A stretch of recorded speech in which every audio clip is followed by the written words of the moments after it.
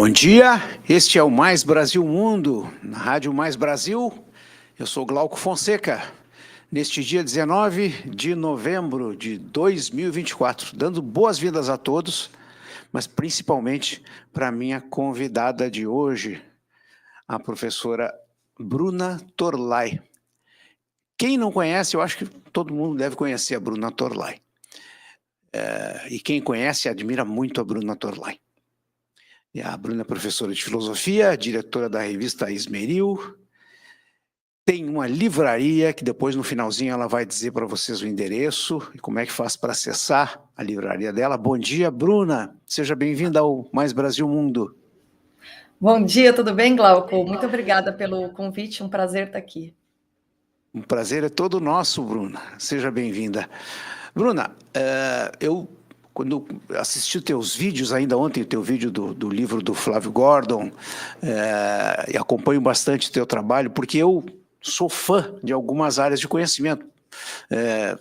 A filosofia, a psicanálise, claro, eu não me adentro muito, né?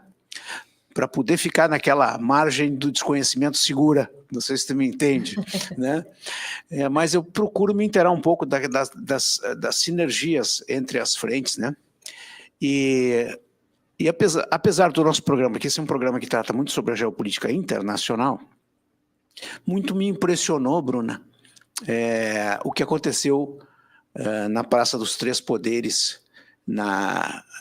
com o suicídio do tio França, né? Tio França. E depois com o subsequente fenômeno, tragédia lá da casa, da família, da esposa, etc. e tal.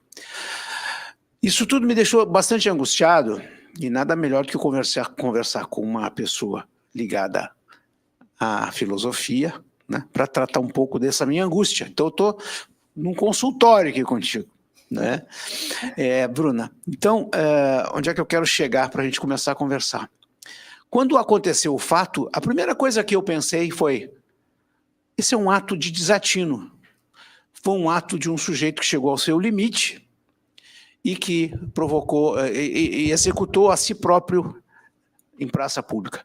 Não foi o que eu ouvi na imprensa, não foi o que eu ouvi de pessoas inteligentes, e não é o que eu estou escutando até hoje, Bruna.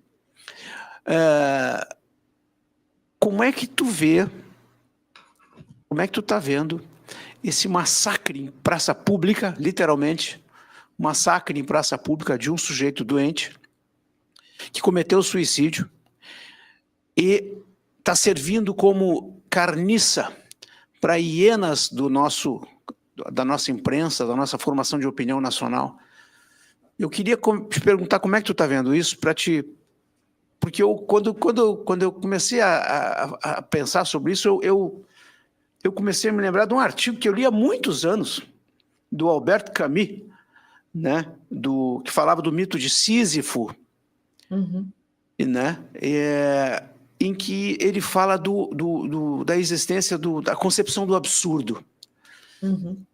Tu podia falar um pouco para a gente sobre isso? Sobre a concepção do absurdo e tudo isso que nós estamos vendo aí nesse nosso cenário brasileiro de tragédia, da tragédia mais rala que acometeu esse sujeito e a todos nós agora, nessa nossa perplexidade. Olha, Glauco, eu te agradeço muito essa pergunta, porque eu não tive a oportunidade, né, de gravar um vídeo sobre isso. Quando aconteceu, eu imediatamente falei, caramba, isso evidentemente é muito significativo. Eu acho que é um pouco mais do que desatino, né? Ele acaba, embora tenha sim o componente, a gente percebe que a pessoa ali não bate bem das bolas, tá? Para falar português, claro, é um sujeito que tá. A gente olha as redes, assim, é alguém que evidentemente dá sinais de enlouquecimento, né?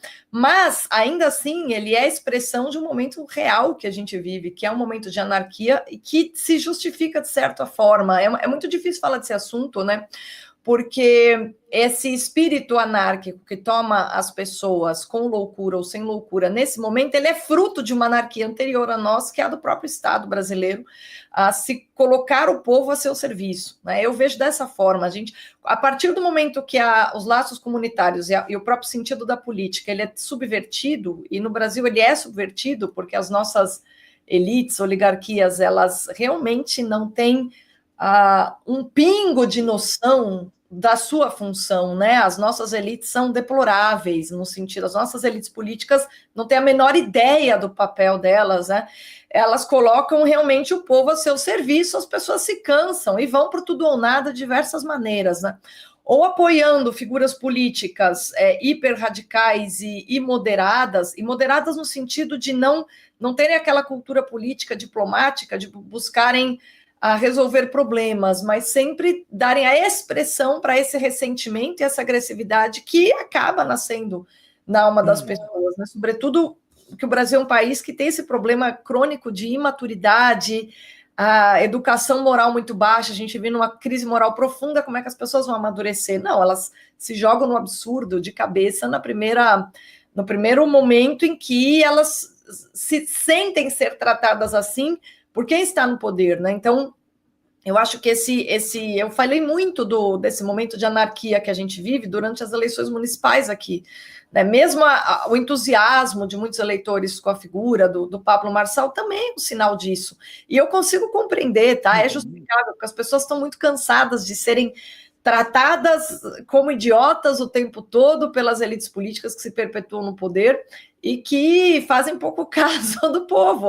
Isso é um fato, e é um fato que precisa ser reconhecido. Agora, o que dá muita pena é que a gente observa que qualquer expressão desse ressentimento profundo, que misturado com loucura deu no que deu ali, isso vai ser explorado pelo STF, isso vai ser explorado pela imprensa, como a expressão da direita política, o que é absurdo, porque a direita política ela demonstrou nas últimas municipais que ela tem um certo profissionalismo, que ela está começando a ganhar eleições em larga escala. Então o PL fez muitas prefeituras, mesmo o partido do Kassab, que é um partido fisiológico, mas que atualmente tem trabalhado com o governador de São Paulo, que é o Tarcísio, que está, ainda que ele seja um homem de centro, ele é um homem de centro que pende para a direita, que ainda está muito ligado à figura do ex-presidente Jair Bolsonaro. Então, é alguém que tem que estar trabalhando bem aqui em São Paulo. É que tem críticas, evidentemente, que ele é criticável por uma série de razões, como todo político. Todo político tem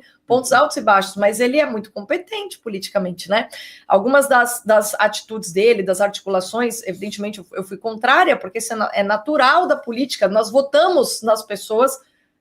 Quando a gente vota em alguém, a gente vota para cobrar e para reclamar, evidentemente, né? Nós cobramos, sobretudo, os nossos políticos. Então, eu milhares de vezes fui muito dura com o Tarcísio, mas eu moro em São Paulo, eu sou a primeira a reconhecer que o trabalho que ele está fazendo aqui é um trabalho sólido, é um trabalho objetivamente elogiável. É um trabalho, sem dúvida.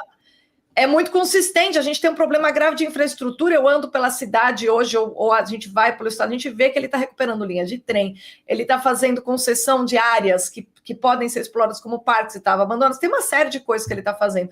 E até ele foi lá, faz parceria não só com a prefeitura da capital, mas com todas as prefeituras, entende? Faz o dinheiro rodar.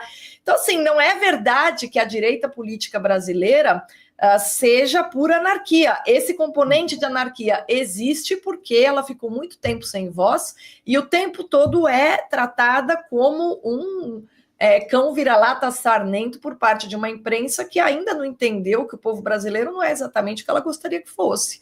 Então, assim, o que me dá muita pena é a maneira como foi tratado. É claro que eu não posso deixar de dizer isso aqui, já que é um programa de geopolítica, né? Que muitos dos analistas políticos, inclusive alguns que trabalham comigo, o João Aigen, por exemplo, tem essa tese, mas vários outros têm essa tese, que se trata de uma false flag, né? Digamos assim, eu não sei se é uma, digamos assim, algo plantado para destruir, para ser usado como argumento contra a reputação da nova direita. Eu acho que não, mas pode ser um ato de loucura individual, sim. Não necessariamente, não precisa ser uma false flag, porque se a gente entende o contexto espiritual em que nós estamos imersos, é possível um negócio desse acontecer? Mas claro que é. É possível acontecer. Claro. Mas é possível acontecer por quê? Qual que é a origem do problema? A origem do problema é o Estado. A origem do problema não somos nós, me desculpe. A origem do problema não são os conservadores, não é a direita. A origem do problema é um Estado que se coloca contra o povo e que insiste em simplesmente colocar o povo como, trabalhem aí, paguem bastante imposto para a gente continuar vivendo. Então, assim, se as elites dão esse exemplo, o que é que elas querem de volta? Acho que elas estão precisando fazer um exame de consciência profundo e deveriam aproveitar esse caso para realizá-lo.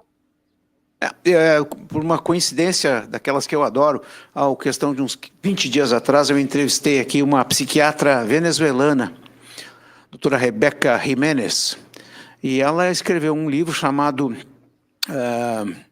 A Revolução da Consciência, né?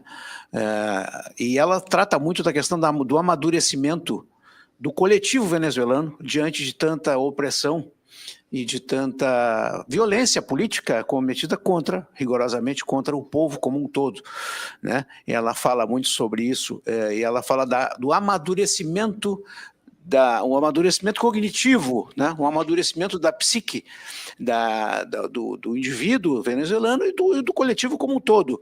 E aí ela remeteu também esse amadurecimento a Cuba, né? E particularmente a Cuba, que é um modelo de opressão que faz com que o cidadão seja de tal forma comprimido a ponto de...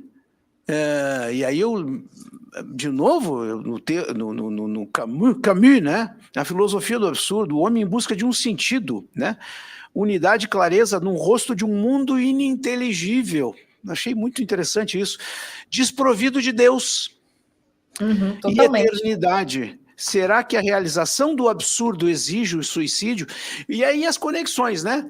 O suicídio, aí fazendo o caminho de volta, né? O suicídio como ato de revolta, né? Pela ausência de Deus, pela ausência do Estado, né? Também, né? Ou pela omissão do Estado e ausência de Deus. Como as coisas estão conectadas, né, Bruna? A psicanálise, a filosofia e o mundo real. Isso me encanta. Sim. E me assusta, porque o diretor da Polícia Federal disse, isso aí não se trata de um caso isolado, e eu concordo com ele. Do ponto de vista filosófico, do ponto de vista terapêutico, do ponto de vista social, eu concordo com ele. Não é um fato isolado. Quantos milhões de brasileiros não estão aí angustiados, né? Familiares de presos políticos injustamente, empresas que foram perseguidas, ou pessoas que estão sendo perseguidas por mera opção política. Tu vê da mesma forma a possibilidade de que nós não estamos diante de um caso isolado. Eu não estou falando aqui na trama. Aqui tu falou de um false flag, né? É um false flag, na minha opinião, é um false flag nesse sentido.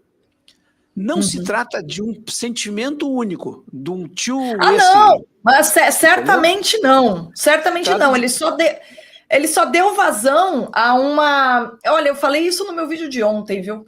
Porque o que acontece, você sabe que é verdade, o que eu contei ontem uma história que é verdade, as pessoas vão achar que não, eu estava saindo da missa de domingo e eu ouvi uma pessoa na minha frente falar realmente, olha, nossa, a gente só vai ter paz quando o bolsonarismo, a gente tem que acabar com a raça do Bolsonaro e os bolsonaristas têm que ser destruídos. Eu falei, uau, depois da missa, nossa, senhora, passou na porta, acabou Jesus, voltou o estado e o sentido da sua vida, então é a destruição do outro, né? Porque o que acontece nesse caso, você está falando do Camus, vamos lá, você já tinha me pedido, eu fui para um outro lado, mas vamos lá. Em primeiro lugar, ela é sobre o que a psicanalista falou, né? Sobre amadurecimento coletivo. Na verdade, o coletivismo, qualquer sistema coletivista e o socialismo mais ameno, como que a gente vive no Brasil, ou radical, como a gente viu em Cuba e na Venezuela, qualquer tipo de coletivismo, ele inviabiliza o amadurecimento, porque ele uniformiza e nivela, ele impulsiona os indivíduos a um nivelamento, tá?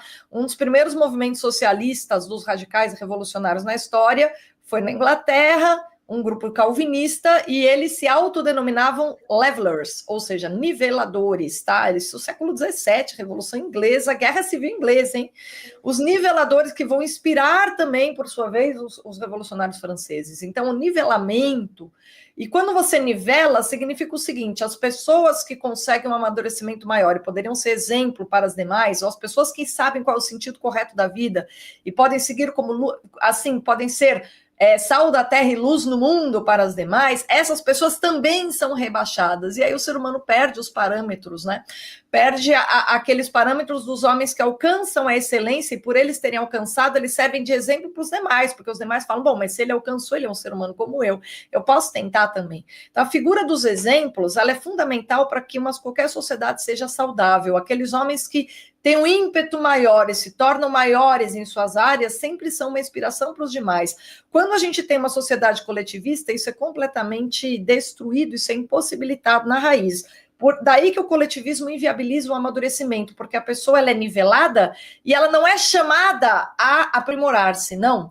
O aprimoramento é entendido como um aprimoramento técnico das condições externas que vão levar todas as pessoas a obedecer ao mesmo padrão.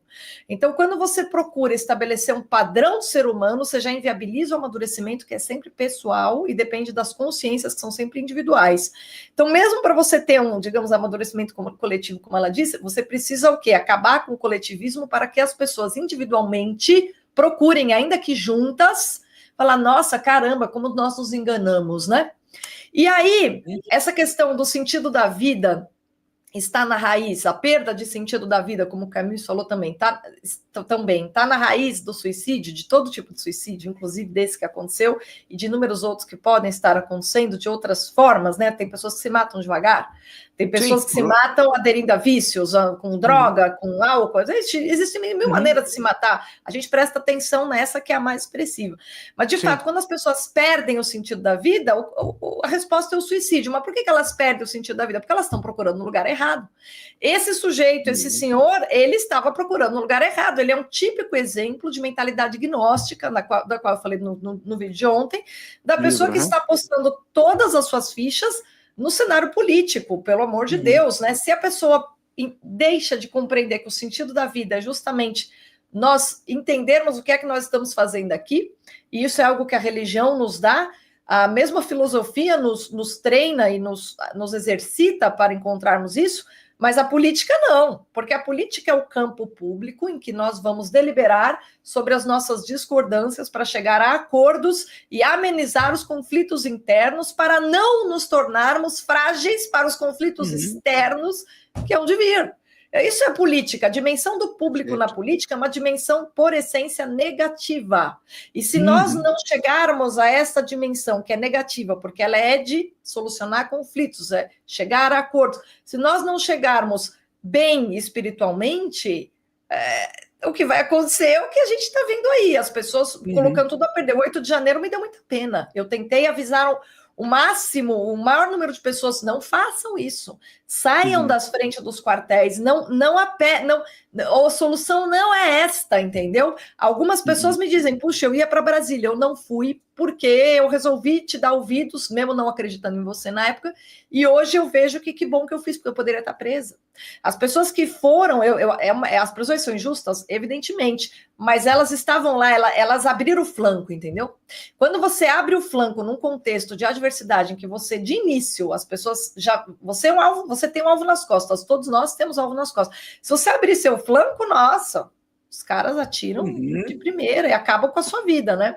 Então, assim, as pessoas precisam voltar a buscar o sentido da vida no lugar certo, no interior, na dimensão interior do homem, não é na dimensão exterior, que é o âmbito político, né? Eu adoro as conexões, e às vezes eu me equivoco nelas, mas a maioria das vezes eu acabo me saindo bem, ainda que de lado, assim.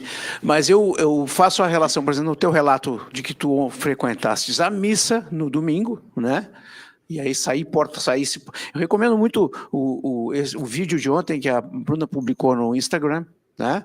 Sobre a sua experiência do domingo. Foi no YouTube. E também foi no YouTube. Foi no YouTube, no meu canal do YouTube mesmo. No YouTube. É que eu assisti pelo Você pegou o link por lá, né?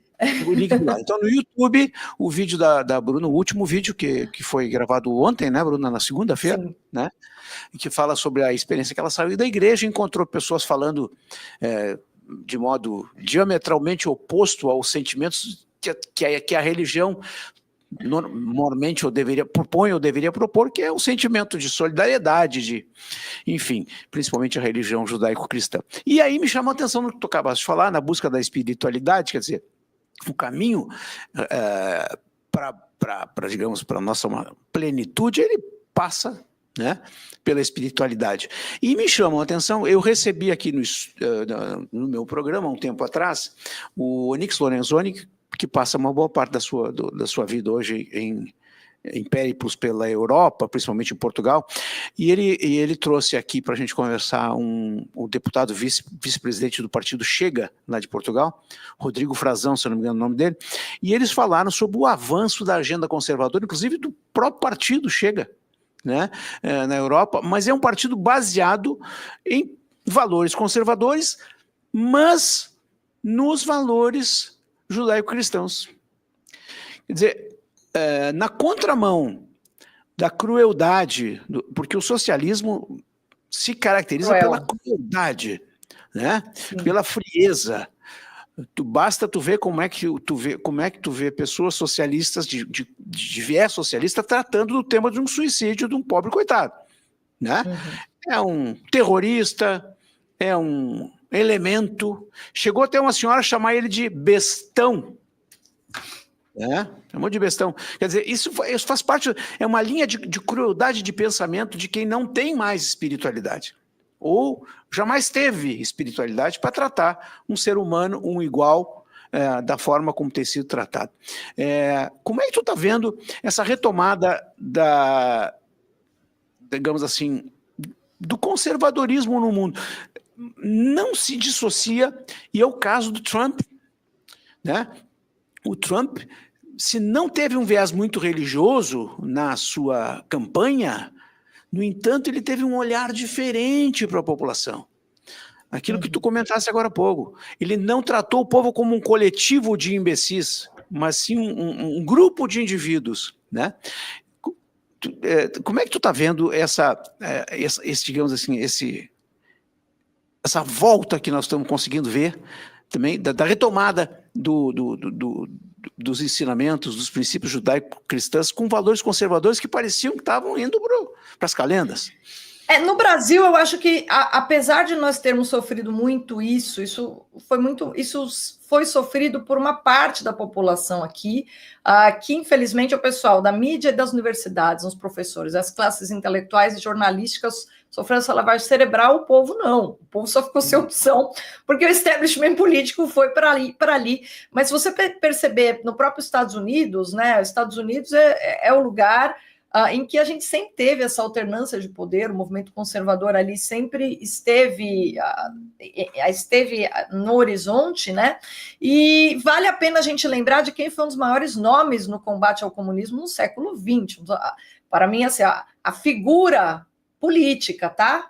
Mais impactante, importante no século XX do combate ao comunismo é o João Paulo II. Tá? O João Paulo II viveu, eu recomendo muito que quem não assistiu o filme sobre a vida dele assista, né? Carol Wojtyla.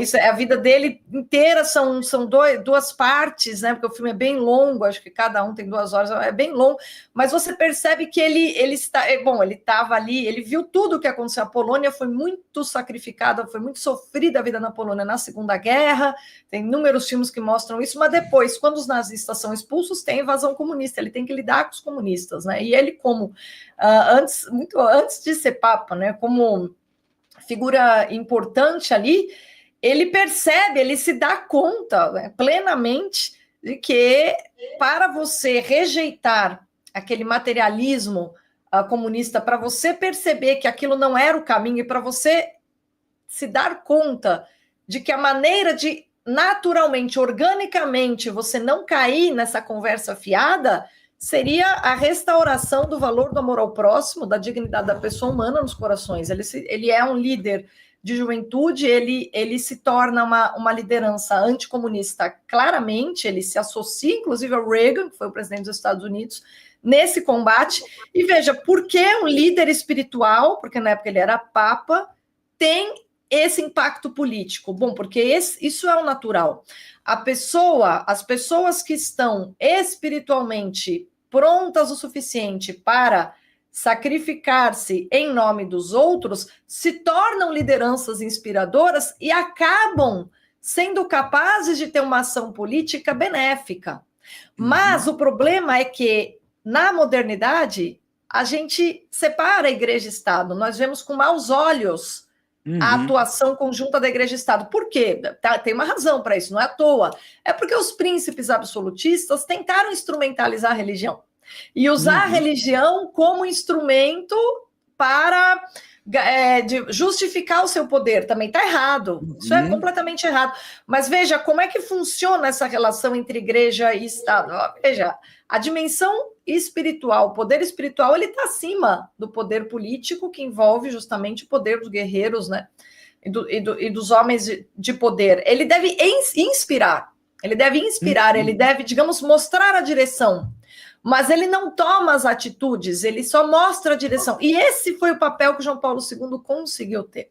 Então, João Paulo II ele consegue agir de uma forma absolutamente brilhante, e ele acaba se tornando uma inspiração para que as pessoas resistam ao comunismo sem nem entender muito bem porque elas estavam fazendo, mas elas aprendem a resistir. Porque quando você tem amor ao próximo, você rejeita o comunismo, porque só o fato de você acreditar que o Estado, você deve deixar que algum grupo de burocratas cuide do problema da pobreza, é você não querer lidar com esse problema.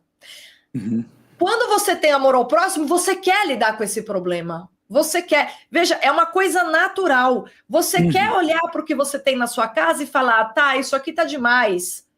Isso aqui tá demais, deixa encaminhar para quem não tem nada. É natural, isso é o seu cotidiano.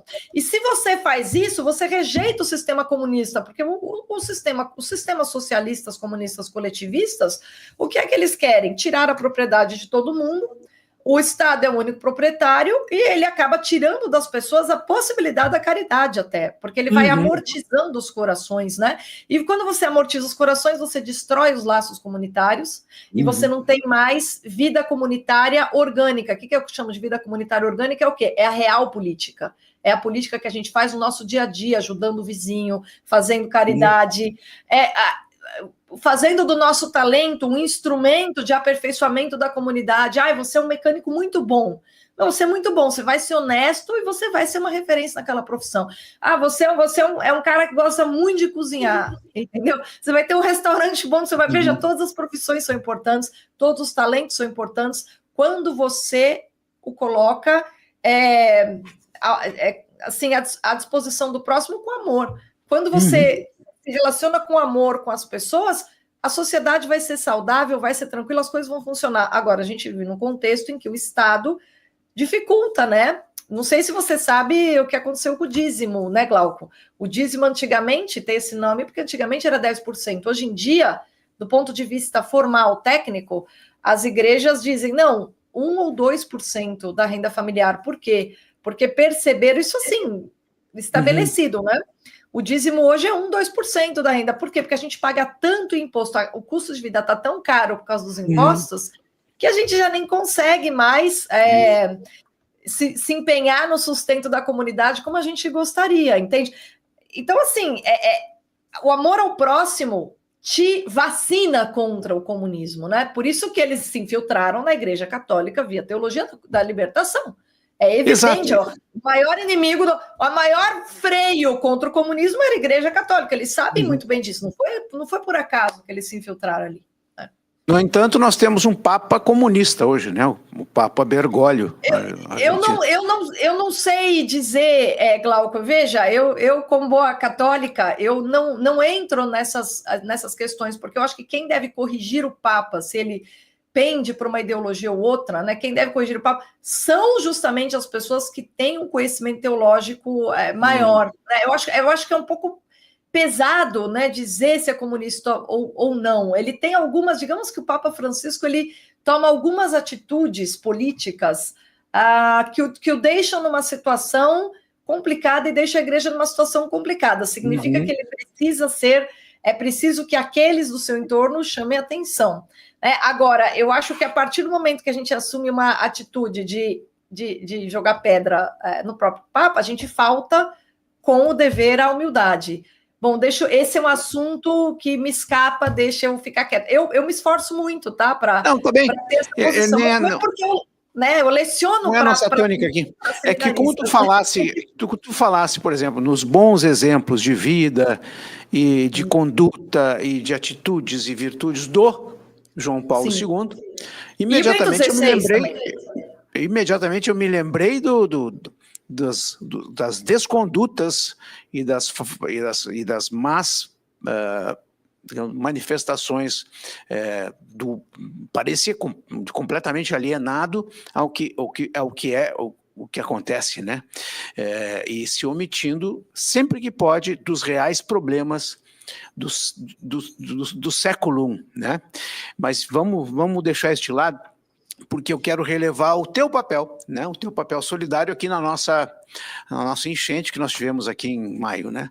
Eu tive a oportunidade também de acompanhar o teu esforço e no teu esforço ficou claro o teu semblante de preocupação, de solidariedade. Então, em nome dos gaúchos, eu te agradeço muito pelo teu papel durante a nossa enchente aqui, que foi realmente uma coisa dramática e mostrou, Bruna, digamos assim, se tu quisesse evidenciar tudo isso que tu acabaste de falar, no sentido de um conjunto de pessoas. Eu tenho pavor da palavra coletivo. A palavra coletivo me remete à ignorância, né?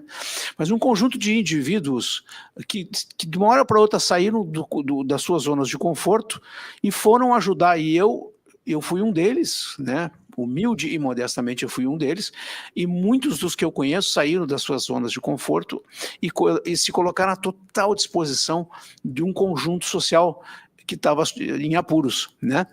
E aí, eu estou falando do Rio Grande do Sul, um estado em que, por incrível que pareça, a Maria do Rosário teve 248 mil votos aqui em Porto Alegre.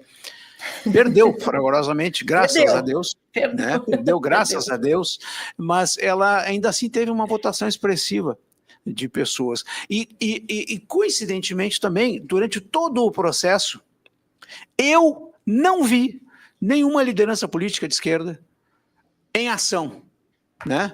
Aliás, só o que nós vimos aqui virou motivo de chacota. Foi a Maria do Rosário caminhando com seu tênisinho All-Star branquinho pelas ruas da cidade, né? Não dizendo coisa, e mostrando rigorosamente do que algumas pessoas são feitas, né? Por isso que eu chamo a atenção, por exemplo, quando o Alexandre de Moraes, do alto lá do seu castelo de areia, e aí o castelo de areia, porque o destino de todos os tiranos na história tem mais ou menos um caminho comum, né? Eles vão parar em algum lugar que não é o Olimpo que eles almejam, né? O Alexandre de Moraes falando que agora tem que proibir a anistia, que o Supremo vai se opor a anistiar os presos do 8 de janeiro. Quer dizer, o sentido de desumanidade dessa gente é tão grande, a falta de solidariedade é tão grande, e a falta de espiritualidade, e principalmente a falta de amor ao próximo, né? Então, fica registrado que a gente aqui, pelo menos nós dois, estamos no mesmo lado da história, tentando fazer o que é melhor. Nós temos visto também, na Venezuela, o mesmo sistema opressivo, Bruna, que utiliza juízes. Esse é o meu terceiro tópico aqui contigo, que me chama a atenção que os países que almejam o poder, a revelia do processo eleitoral, depois se chamando de democratas, se dizem democratas e defensores da democracia, mas trazem para si um poder que eles não têm legitimamente, como aconteceu na Venezuela.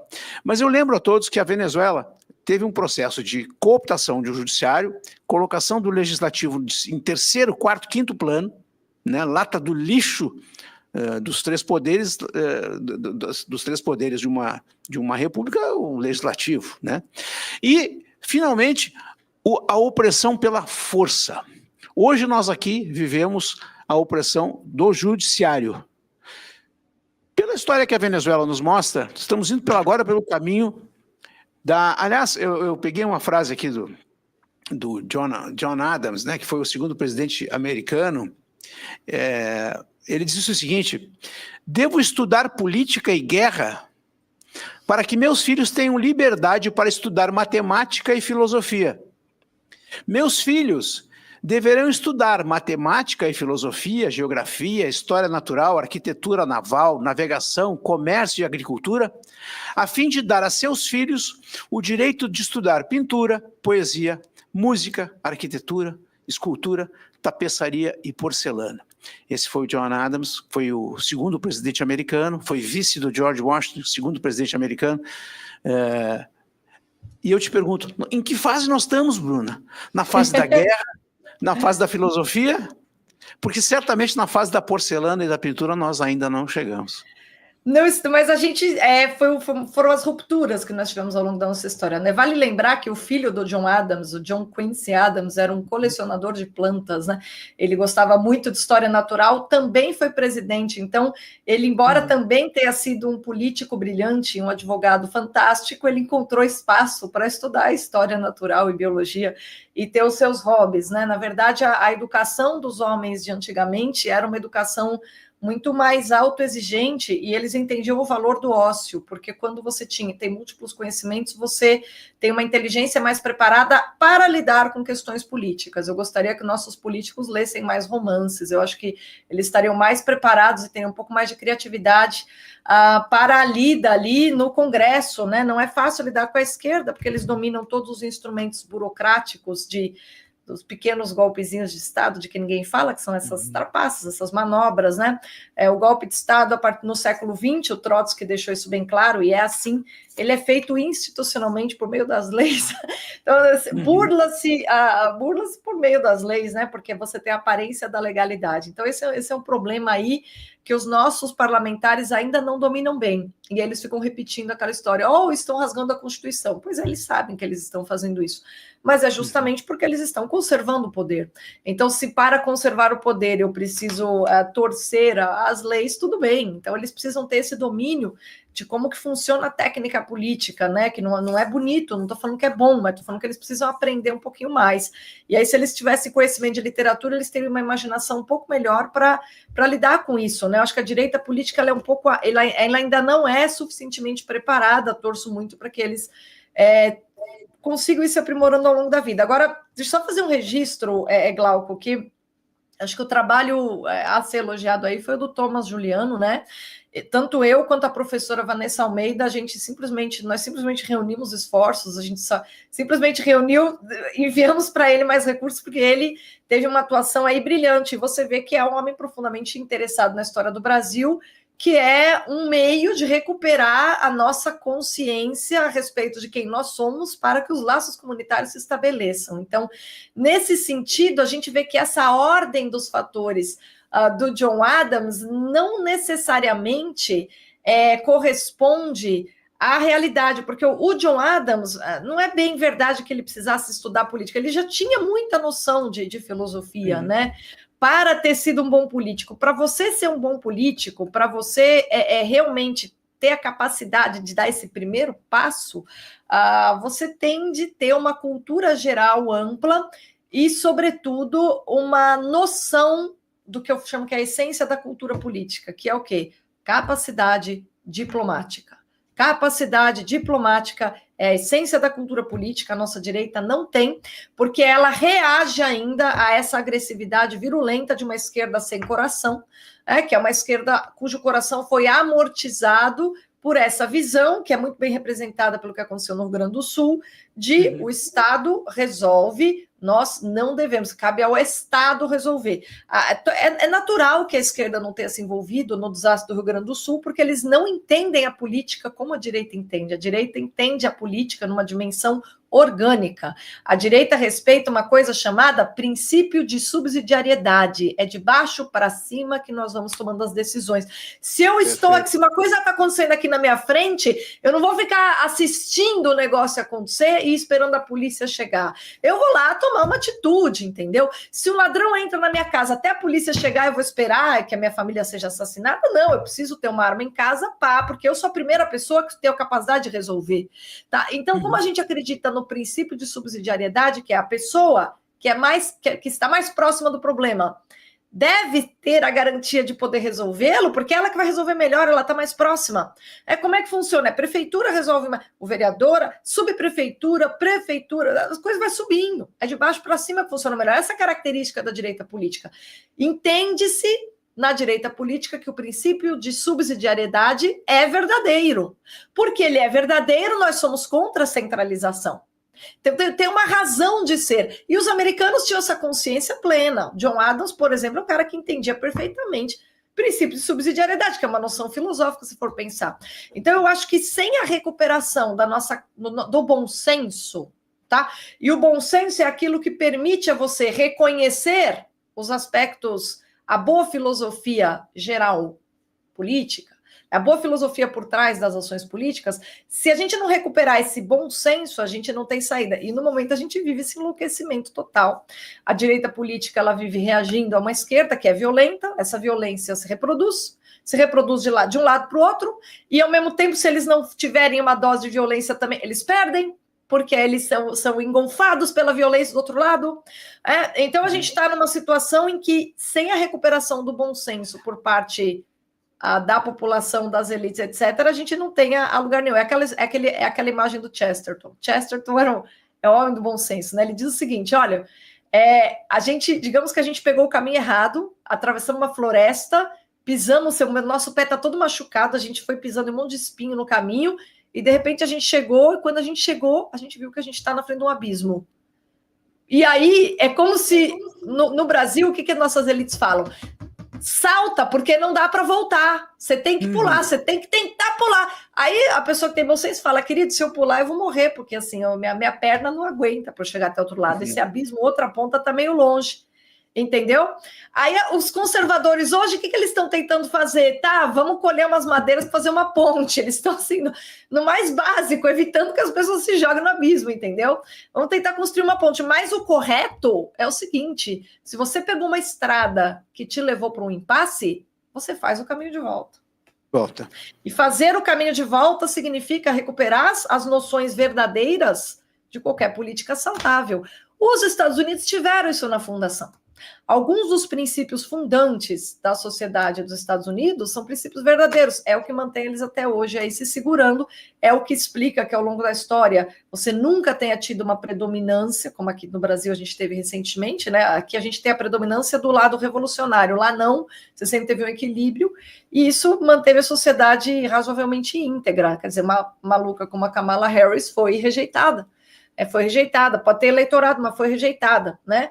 Então, o que falta para nós no Brasil, nós confiarmos no nosso bom senso, a gente tem aí esse pessoal que o pessoal chama de centrão, que é o PL, Valdemar Costa Neto, o pessoal do Tarcísio, mesmo o Bolsonaro que está com esse pessoal, mas vamos lá, se eles têm partido, se eles conseguiram prefeituras, se eles estão aprendendo a lidar com as questões políticas, a melhor opção que nós temos no momento é pressionarmos essas pessoas que estão em cargos de poder, mas para isso a gente precisa do nosso bom senso. A gente não precisa acreditar que a gente tem que aplaudi-los, muito menos acreditar que a gente deve jogar pedras porque eles não exprimem perfeitamente o que nós queremos, como o Ricardo Salles fez recentemente, foi um erro. Ricardo Salles é um homem inteligente, o que ele fez recentemente foi um erro, né? E aí parte da direita também jogando pedras contra o Tarcísio, é um erro. É um erro, porque ele é um homem capaz, né? Pode ter suas limitações, mas ele é um homem capaz e ele é uma liderança importante. A melhor coisa que a gente tem que fazer é aprender a cobrar esses homens capazes, que sejam de centro aí, tá? Mas que tenham a capacidade de ir ampliando, assim, a capacidade da gente, pelo menos, fazer uma ponte, né? Enquanto o lado progressista quer nos empurrar para o abismo, já que eles são portadores da cultura da morte, como João Paulo II deixou bem claro ao longo do século XX, né? Perfeito, não, irretocável. Mas o que sempre me surpreende eu vou me surpreender até o fim dos meus dias com a predominância da ignorância. Nós vivemos um mundo que eu chamo de um mundo... Eu falo isso porque eu era fã de uma banda pop dos anos 70 chamada Frank Goes to Hollywood, uma banda bem bem musical, bem pop mesmo. E o cara abriu o álbum dizendo "The world is my oyster", ele dizendo "o mundo é minha ostra", né? Na verdade, o mundo é a ostra de todos nós todos temos dentro de uma ostra que cada vez é mais rápida, cada vez é mais conectada, as distâncias são cada vez menores, a despeito, e cada vez nós somos mais uma ostra mesmo, quer dizer, comprimidos dentro de um espaço onde tem mais gente, né? E o espaço é o mesmo, então cada vez, ao invés da gente se tornar uma pérola, Bruna, a gente se torna um caldo grosseiro de ignorância que permite, por exemplo, que o poder seja usado contra as pessoas, contra o cidadão, né? Permite a opressão, permite o surgimento de um Vladimir Putin, né? Permite o surgimento de um Hugo Chávez e seus sucessores, né? Seus sucessores no trono venezuelano, né? Permitiu durante tanto tempo a violência em países africanos, né? E permite a presença daquela dinastia na Coreia do Norte. O que caracteriza essa gente toda? Se pedir para ler uma bula de remédio, talvez não consigam, né? E ainda assim galgam os maiores graus de poder, não sem pisar em cima dos outros, não sem matar, não sem roubar, caso brasileiro, né? Dando a impressão de que a condição sine qua non para ter poder é ser corrupto. O elogio da ignorância, o elogio da corrupção, o elogio da lei de Gerson, né? Nós temos uma missão muito grande aqui pela frente, porque a gente pensa que andou um pouquinho, na verdade, a gente chegou no abismo, e esse abismo ali o tio França ouviu e pulou. Não é verdade? Ouviu, pois é. Nós temos que evitar exatamente isso, evitar esse caminho fácil, o caminho da revolta e do suicídio. São caminhos mais rápidos, caminhos mais fáceis, mas são absolutamente... Mas caminhos de desespero, né? Caminhos de desespero. Mas não vamos esquecer que o caminho do desespero tem várias formas, né? Só a Venezuela teve mais de 6 milhões de pessoas que fugiram do país, foram encontrar destinos absolutamente desconhecidos pela frente, tudo em nome de me afastar daquele mal, daquela beligerância, daquela inconstância absurda, da falta de solidariedade, da falta de Deus, né? E nós estamos chegando no finalzinho do programa, Bruna, e eu queria que tu falasse um pouco mais do teu trabalho, e que tu falasse da tua livraria, que tu vendesse o teu peixe, porque tu mereces, né? Pessoal, a nossa audiência está gostando muito da tua presença, né?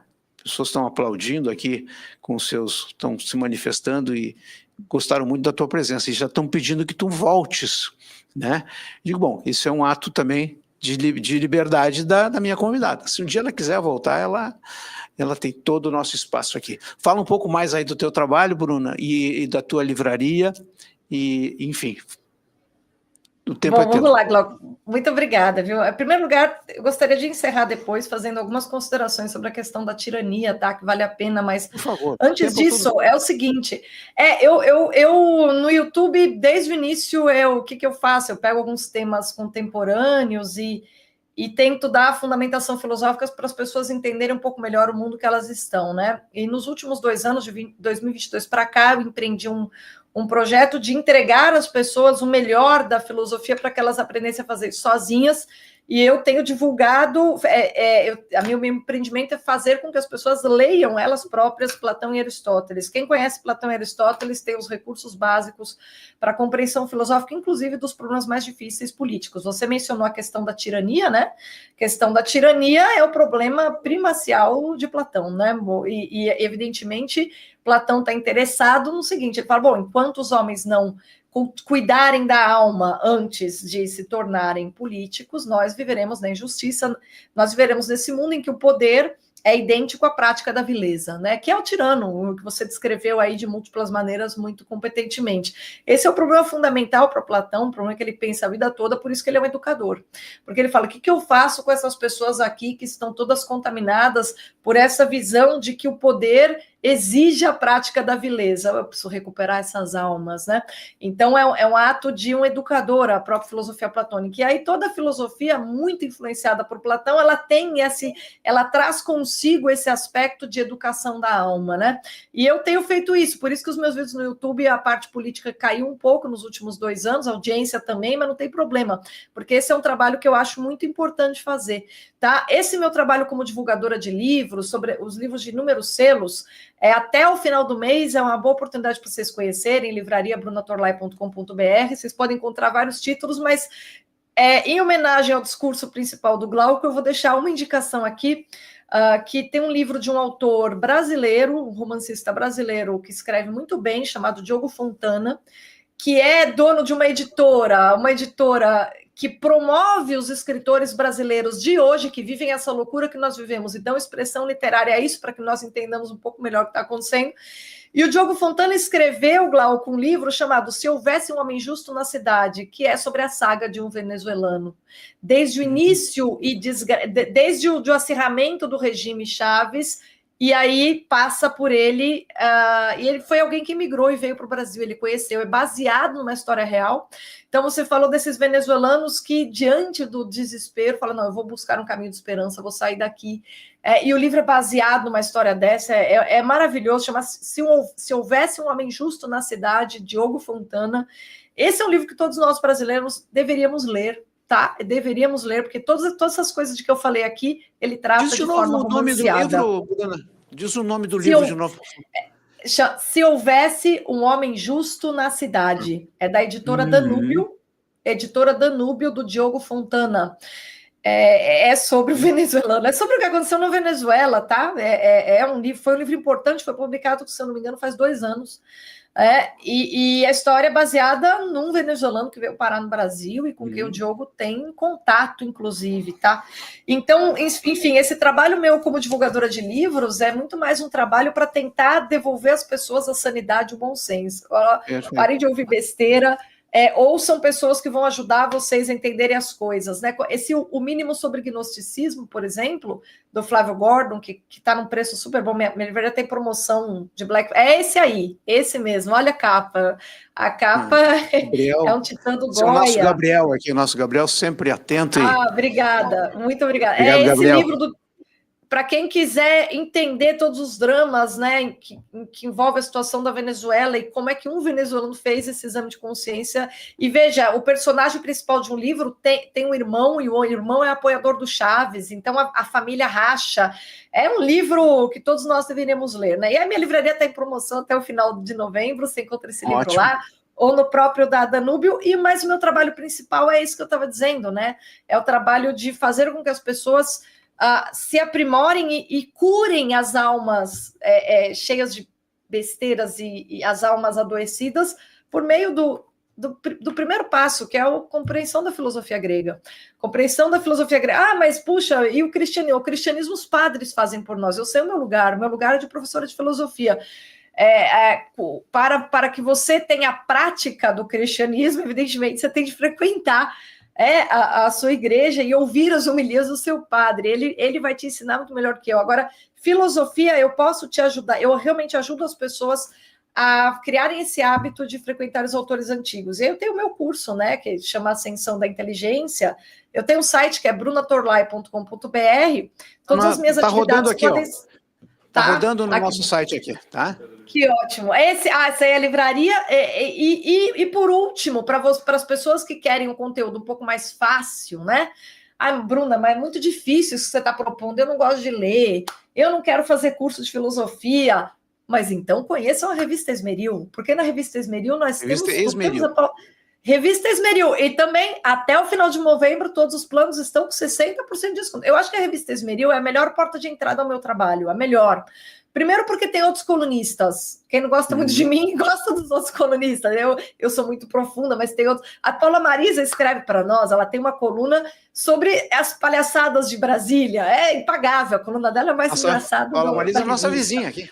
Ela e muito engraçada. Agora, o João Aigen também escreve para mim.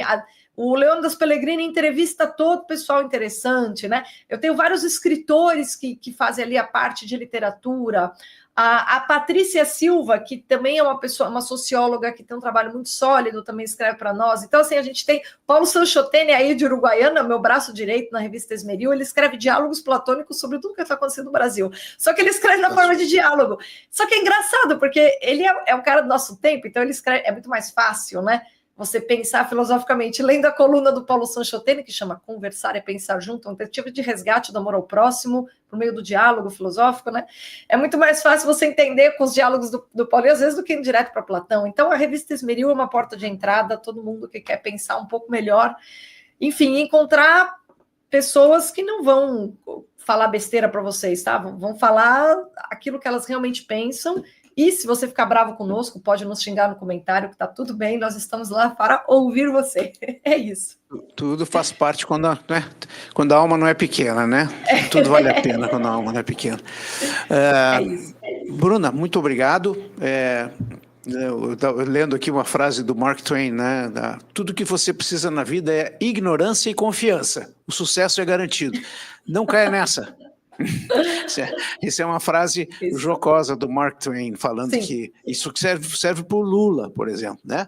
Que juntou sátira. A sua ignorância com a sua empáfia e confiança e chegou onde chegou, mas não chegou sozinho. Hitler também era um ignorante, né? Stalin também era um ignorante, né? E chegaram ignorante lá por conta de moral, né? Eles eram de moral, ignorantes, moralmente ignorantes. Infelizmente, intelectualmente, eles eram astutos, né? Não, mas aí eu digo, é aquela astúcia que nos trouxe a esse estado de coisas, né? É uma astúcia absolutamente antissocial. Bruna, muitíssimo obrigado. Foi um prazer muito grande conversar contigo e eu vou te incomodar no futuro para a gente voltar a falar sobre os temas, porque essas conexões são importantes. Política, filosofia, psicanálise, a ciência política, isso tudo é muito importante para a gente ajudar as pessoas a abrirem suas cabeças e pensar melhor as suas próprias vidas, né? Para evitar tanto a revolta de Camus quanto o desatino do tio França. Muito obrigado, Bruna. Tenha um ótimo dia. Muito obrigado pela tua participação. Muito obrigada e, sobretudo, as pessoas que nos acompanharam nessa manhã. Muito obrigado.